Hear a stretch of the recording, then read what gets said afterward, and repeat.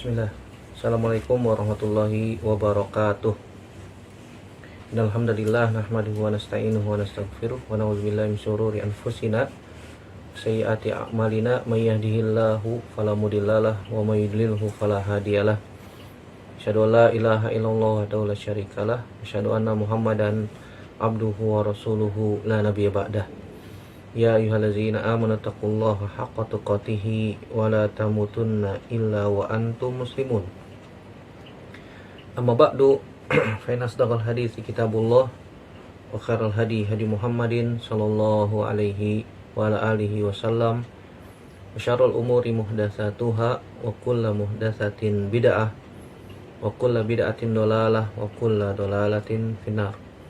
Ayuhal ikhwah, jazallahu wa iyyakum ajmain. Alhamdulillah, kita bersyukur pada Allah Subhanahu wa taala sampai saat ini masih diberikan oleh Allah Subhanahu wa taala nikmat berupa iman, Islam, nikmat sehat, nikmat waktu luang, sehingga Allah Subhanahu wa taala kembali pertemukan kita dalam media ini untuk melanjutkan pelajaran kita dari Ad-Durus Al-Yaumiyah. Kita sekarang masuk pelajaran yang ke-112.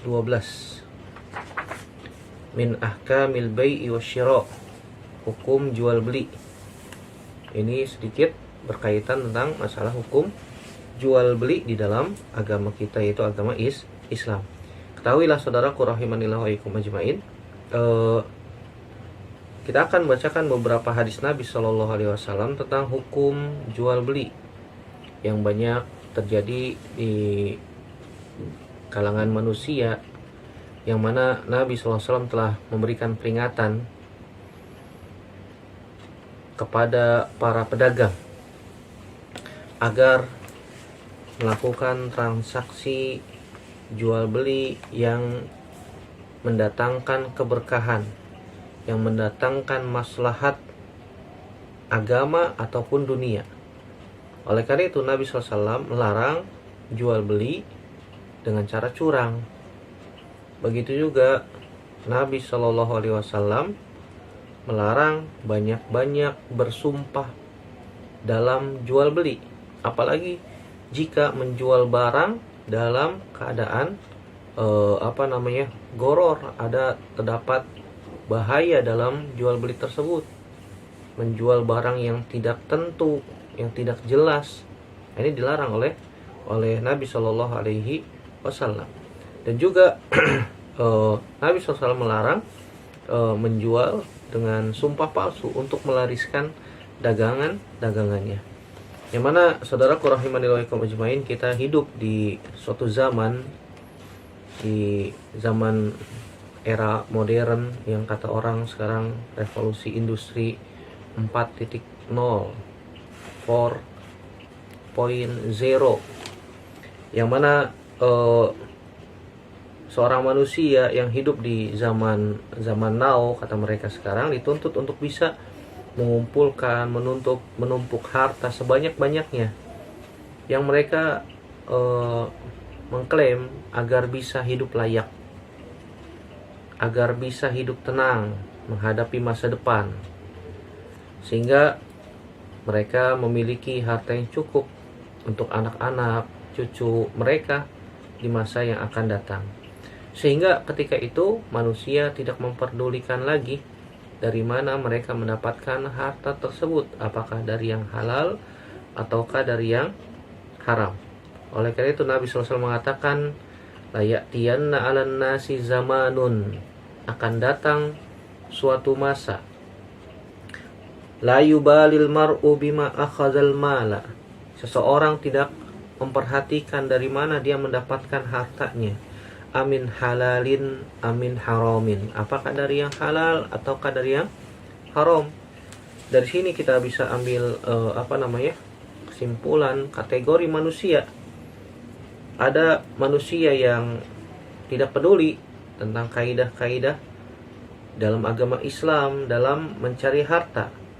Maka orang yang seperti ini harus memeriksa kembali akidah mereka, harus memeriksa kembali agama mereka, sehingga mereka tidak terjatuh kepada yang diharamkan oleh Allah Subhanahu wa ta'ala, tidak menjadi hamba-hamba dunia, Yang kata Nabi SAW, ta'isa abdul dinar, ta'isa abdul dirham, ta'isa abdul khamisah. Celaka hamba dinar, hamba-hamba yang diperbudak oleh dunia dengan harta, uang, jabatan, kekayaan, dan seterusnya. Didoakan kecelakaan oleh Nabi Shallallahu Alaihi Wasallam.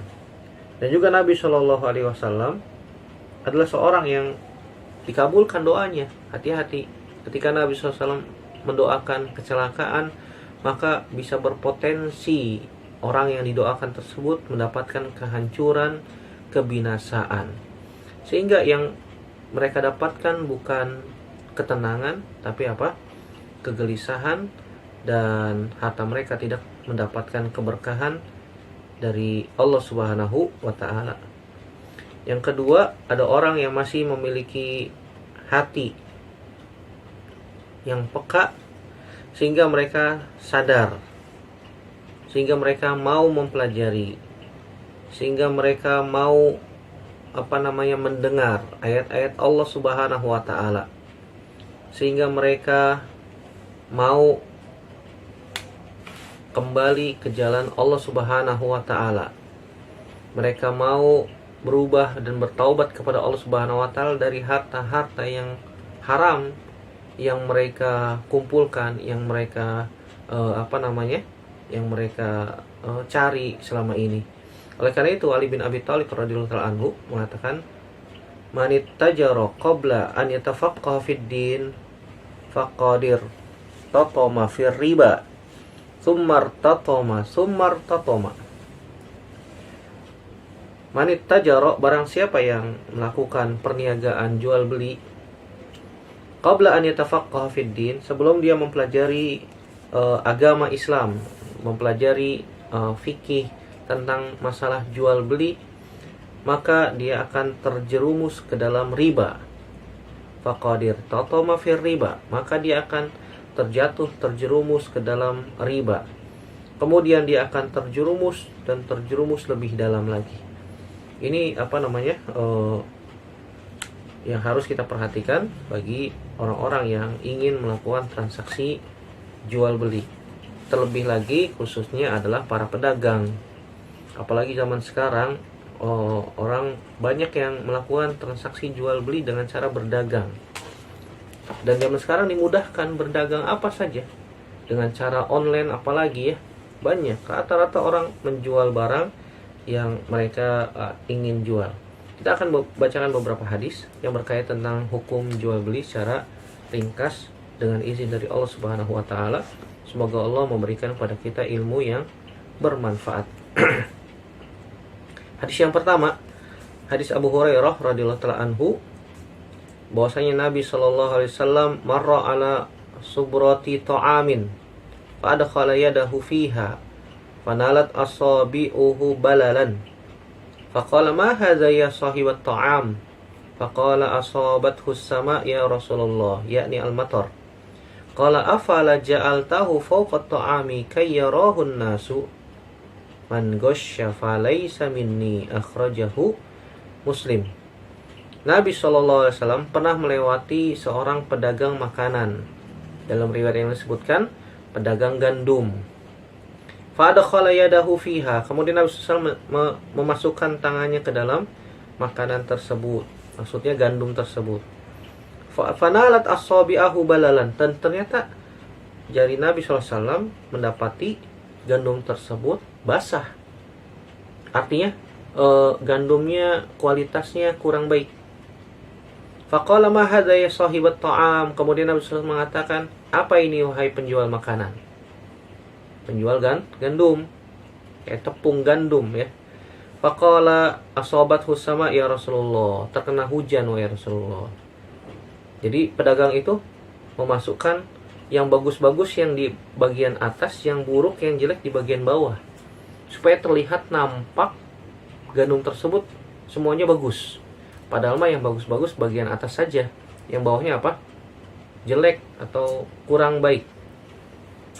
Faqala afala ja'altahu fawqa ta'am kayyarahun nas. Kenapa Anda tidak meletakkan gandum yang basah ini di atas sehingga orang bisa melihat, oh ini gandumnya basah. Kalau gandumnya basah, otomatis kualitasnya kurang baik. Otomatis harganya lebih murah. Harganya lebih murah. Dan orang tadi, pedagang tadi, sengaja meletakkan gandum yang bagian buruk di bagian bawah, yang baik di bagian atas, sehingga ketika orang beli diciduk, diambilnya yang bagian apa? Basahnya. Yang bagian baiknya sedikit, sehingga ketika ditimbang lebih berat karena basah. Karena basah, dia mengambil keuntungan yang besar dengan cara seperti itu. Makanya Nabi SAW mengatakan, afala ja'altahu fawqa ta'am kayyarahun nas. Kenapa Anda tidak meletakkan gandum yang basah ini di bagian atas sehingga orang bisa melihat, mengetahui, oh ini gandumnya basah, kualitasnya kurang baik, sehingga orang tak tahu. Nah, pedagang ini tidak menjelaskan, tidak memperlihatkan hal tersebut. Kemudian Nabi SAW mengatakan, man ghasya falaysa minni, barang siapa yang berbuat curang maka bukan termasuk golonganku.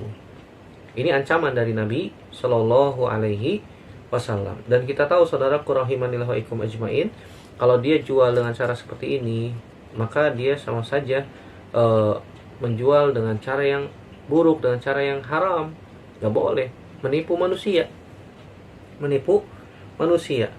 Dan harta haram itu dampaknya bukan hanya untuk pribadi saja, tapi juga untuk umat, bahkan serta masyarakat.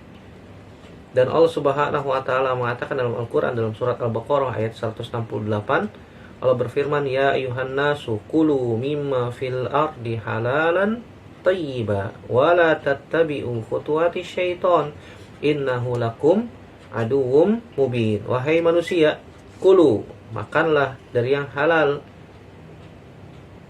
yang baik, yang thayyib, wala tattabi'u khutuwati syaitan, jangan ikuti langkah-langkah tipu daya syaitan. Innahu lakum aduwwum mubin, sungguhnya setan itu merupakan musuh yang nyata bagimu. Di dalam ayat ini Allah Subhanahu wa taala memerintahkan manusia agar memakan harta yang halal, yang baik, yang thayyib, dengan cara yang baik. Lebih baik dia mendapatkan sedikit keuntungan tapi halal, baik daripada dia mendapatkan keuntungan yang besar tapi caranya buruk, caranya haram. Nah, ini tidak dibenarkan di dalam agama kita. Orang yang berjual beli dengan cara seperti ini, maka sama saja dia telah mendurhakai Allah Subhanahu wa taala. Kemudian hadis yang kedua, hadis Hakim bin Hizam. Nabi Shallallahu Alaihi Wasallam bersabda, al-bayyi'ani bil khiyar ma lam yatafarraqa fa in sadaqa wa bayyana burika lahuma fi bai'ihima wa in kazaba wa katama al-haqqa muhiqqat barakatu bai'ihima, akhrajahu Muslim. Kata Nabi Shallallahu Alaihi Wasallam dari hadis Hakim bin Hizam, semoga Allah meridhoinya, Nabi SAW mengatakan, al-bayyi'ani bil khiyar, jual beli itu masih ada akad tawar menawar, khiyar, malam yatafarraqa, selama keduanya belum terpisah. Fa in sadaqa wa bayyana burika lahuma fi bai'ihima, jika keduanya jujur dan menjelaskan dari barang yang akan dijual atau yang akan dibeli, maka akan mendapatkan keberkahan dari jual beli mereka. Mereka. Wa in kazaba wa katama al-haqqa muhiqqat barakatu bai'ihima.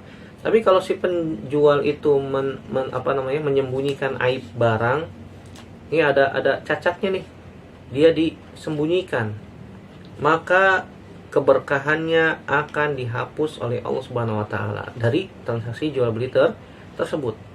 Nah, ini pentingnya belajar tentang ilmu jual beli sehingga pedagang tidak terjatuh kepada hal-hal yang diharamkan. Tidak boleh kita menyembunyikan cacat. Tidak boleh menyembunyikan cacat barang yang akan kita jual. Kalau kita menjual barang second atau barang yang baru, dan ternyata di dalamnya ada cacatnya, maka harus dijelaskan. Nih saya jual HP, tombol on off-nya rusak misalnya, atau tombol wifi-nya atau hotspot-nya tidak bisa berfungsi, atau kacanya retak, atau ada goresan di pojok sebelah kirinya karena terjatuh, atau karena chargernya rusak atau tidak ori lagi. Jelaskan semuanya agar orang tahu, sehingga dia puas terhadap apa yang dibelinya. Oh, ternyata benar. Benar. Bagaimana Nabi SAW zaman dahulu, ketika Nabi SAW bertransaksi jual beli di negeri Syam, ketika berumur 25 tahun, ketika beliau menjual barang dagangan Khadijah, milik Khadijah radhiyallahu taala anha, sebelum menjadi istrinya. Nabi SAW dalam satu hari mampu menghabiskan seluruh dagangannya, subhanallah. Kenapa? Karena Nabi SAW jujur.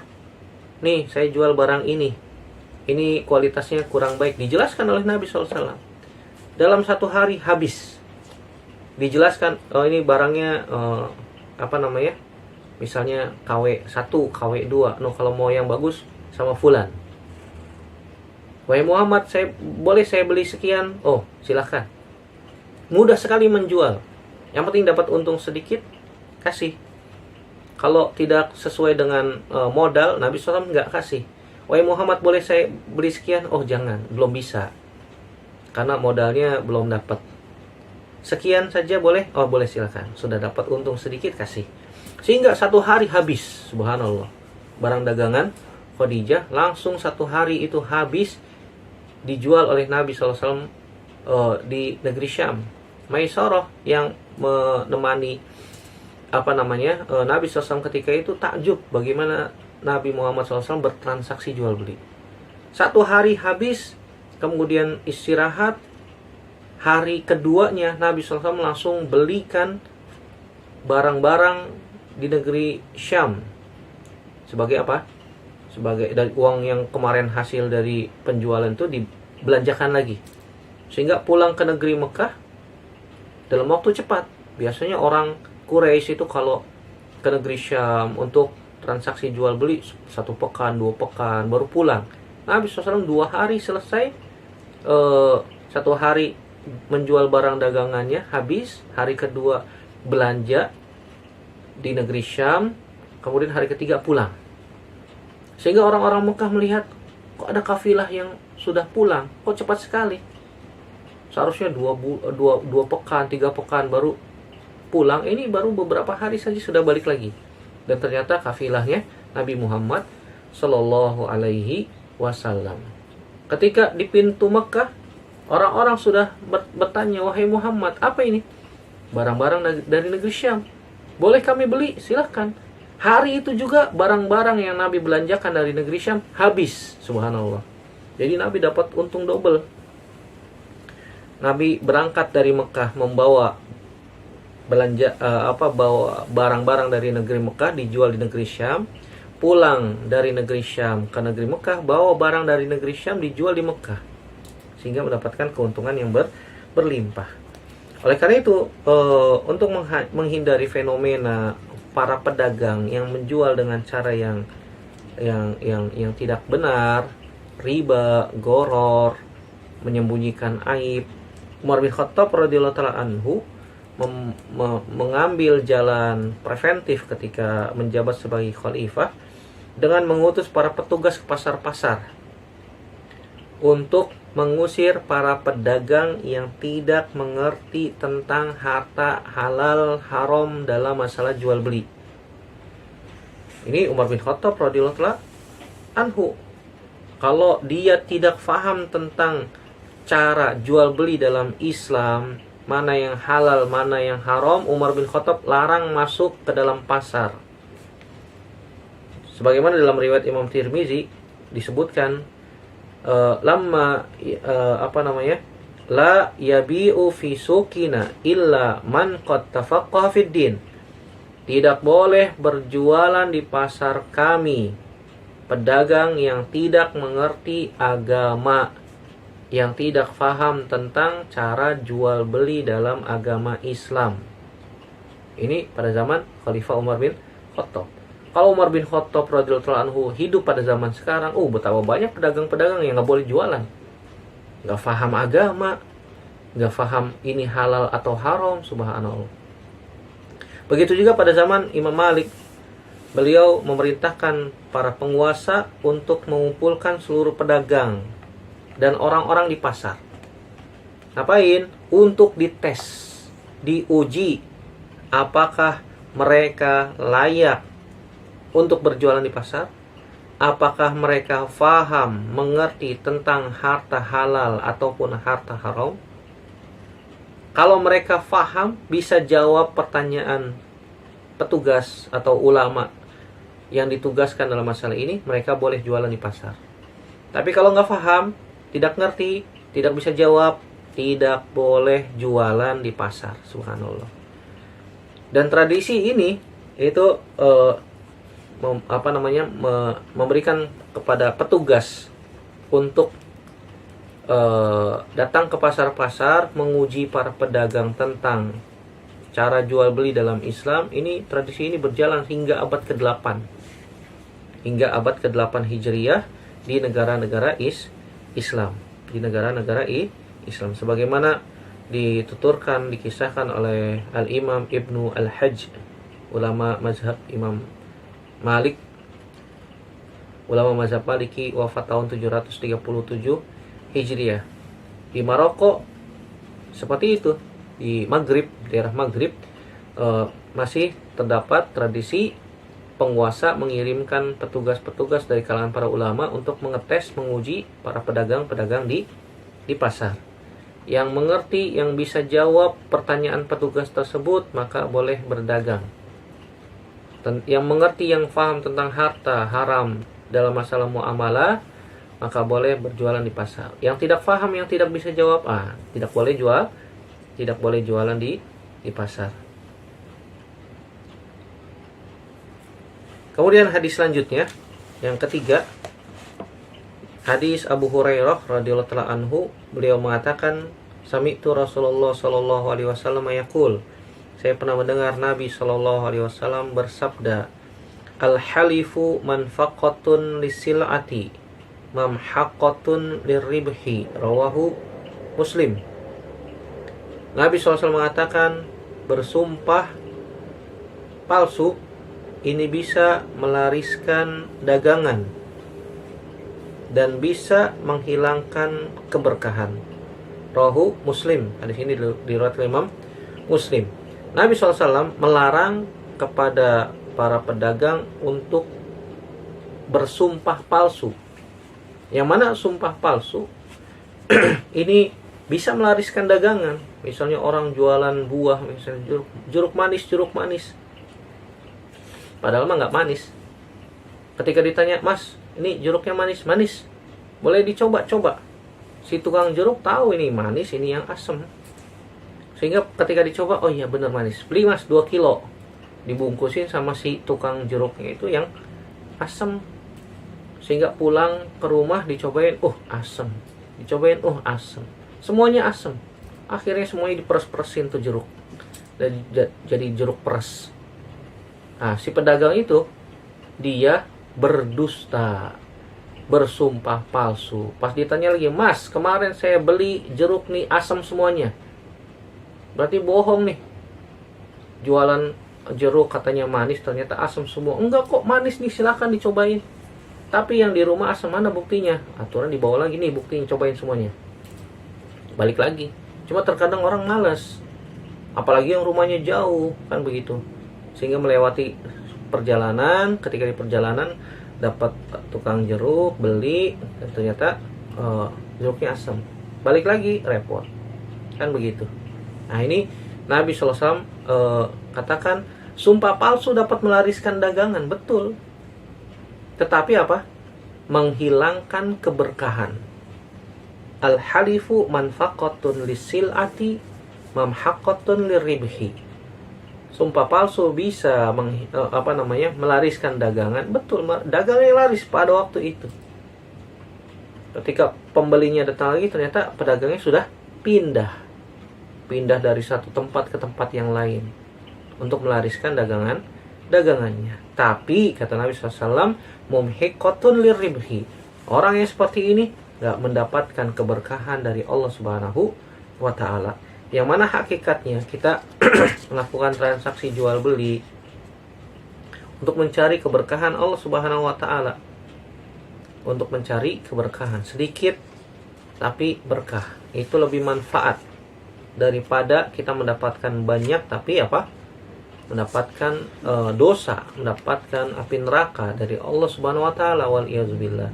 Nas'alullah salamata wal afiyah. Makanya dahulu istri-istri para salaf, istri-istri para sahabat senantiasa memberikan atau mengingatkan suami-suami mereka ketika keluar rumah mencari nafkah. Seraya istri-istri mereka mengatakan, kami mampu bertahan menahan kelaparan, tetapi kami tidak mampu bertahan memakan neraka Allah. Nah, apakah kita ridho memberikan istri-istri kita, memberikan anak-anak kita makanan dari api neraka? Karena mendapatkan dengan cara yang haram, menipu orang. Hasilnya apa? Haram. Sama saja dia memasukkan ke dalam perut istri dan anak-anaknya jamrotun minan nar, bara api dari api neraka. Nah, ini harus diperhatikan kepada para pedagang, para pekerja, karyawan yang mereka senantiasa mendapatkan harta-harta yang gak jelas, syubhat. Kalau tidak tahu akadnya apakah ini halal atau haram, tanya kepada ustadz, tanya kepada orang yang berilmu, boleh nggak saya mengambil harta ini? Saya sudah kerja di perusahaan ini, tapi saya diberikan hadiah oleh vendor misalnya, oleh rekanan kerja. Boleh nggak saya terima harta ini? Kan begitu, tanya, kan bisa. Banyak ustadz, apalagi di kota besar, bisa melalui telepon, bisa melalui aplikasi dan seterusnya. Jangan sampai kita memberikan atau memasukkan api neraka ke dalam perut-perut kita, memberikan hasil yang haram kepada istri dan anak-anak kita, dan itu akan berpengaruh kepada kehidupan kita di dunia maupun di akhirat. Allahu ta'ala a'lam bishawab. Kemudian hadis yang terakhir, hadis yang keempat, hadis Abu Qatadah radhiyallahu ta'ala anhu, semoga Allah meridhoinya, annahu sami'a Rasulullah sallallahu alaihi wasallam yaqul, sungguhnya beliau pernah mendengar Nabi sallallahu alaihi wasallam bersabda, iyyakum wa kasratal halif fil bai' fa innahu yunfiku tsumma yamhaqu. Kata Nabi SAW, iyyakum wa kasratal halif, hati-hati oleh kalian dari banyak bersumpah palsu. Ini para pedagang nih. Makanya Nabi SAW sering memberikan nasihat para pedagang. Dan Nabi SAW mengatakan dalam hadis yang lain bahwasanya para pedagang banyak yang menjadi penghuni neraka. Kenapa? Karena tidak jujur, karena mereka menyembunyikan aib, mereka menjual barang yang goror, yang tidak jelas, kan begitu. Menjual barang yang bukan miliknya. Terkadang cuma nge-share foto, cekrek di share. Ternyata itu bukan barang milik dia. Dia hanya menjual barang milik orang lain. Barang milik orang lain yang belum ada akad sama sekali. Nah, kalau ada yang beli baru dia pesan kepada distributor. Nah, ini kan sama saja seperti menjual barang yang bukan miliknya. Kata Nabi, la tabi malaisa indak. Jangan jual barang yang belum dimiliki, yang belum dikobet. Hukumnya haram, nggak boleh. Nah, Nabi SAW banyak mengingatkan kepada para pedagang, di antaranya dengan sumpah palsu. Iyyakum wa kasratal halif, hati-hati oleh kalian banyak bersumpah palsu dalam berdagang. Terkadang kita dagang begitu. Nah, ini bagus nggak? Bagus. Bener. Ternyata pas datang barangnya tidak sesuai dengan deskripsi, tidak sesuai dengan foto, tidak sesuai dengan apa yang diharapkan oleh si pembeli, sehingga kecewa. Ketika ditanya sama pembelinya, ini barang bagus sesuai dengan ini, iya, tapi ternyata bohong, ternyata tidak benar. Makanya Nabi katakan, iyyakum wa kasratal halif. Kalau benar barang itu tidak baik, tidak bagus, jelaskan. Apakah ini barang bagus? Bukan, ini KW1. Oh, ini KW2. Oh, ini cuma imitasi. Ini cuma barang-barang yang tidak ori, tidak asli. Hanya KW1, KW2 dan seterusnya. Jelaskan. Kalau dia bersumpah palsu mengatakan, oh ini barang bagus, ori, made in negara ini misalnya, produk impor dan seterusnya, padahal mah buatan dalam negeri. Hati-hati dari banyak bersumpah palsu dalam jual beli, dalam transaksi jual beli. Fa innahu yunfiqu tsumma yamhaqu. Karena dia bisa melariskan dagangan, betul, tapi juga bisa menghapuskan keberkahan. Kalau dihilangkan keberkahan dari jual beli tersebut, maka tidak ada lagi kebaikan dari transaksi jual beli tersebut. Hadis ini dikeluarkan oleh Imam Muslim. Dari hadis-hadis yang sudah kita bacakan tadi, dapat kita ambil faidah. Yang pertama, an-nahyu anil gish fil bai'i wasyira' wa anna zalika minal kabair. Larangan dari berbuat curang dalam jual beli, karena curang dalam jual beli tidak tidak jujur, tidak menjelaskan deskripsi barang tersebut secara benar, maka ini termasuk dosa besar. Seperti kejadian pedagang yang menjual gandum basah, yang basah taruh di bawah, yang bagus taruh di atas. Kalau ada yang beli, yang basahnya diambil, yang kualitasnya kurang baik yang diciduk, yang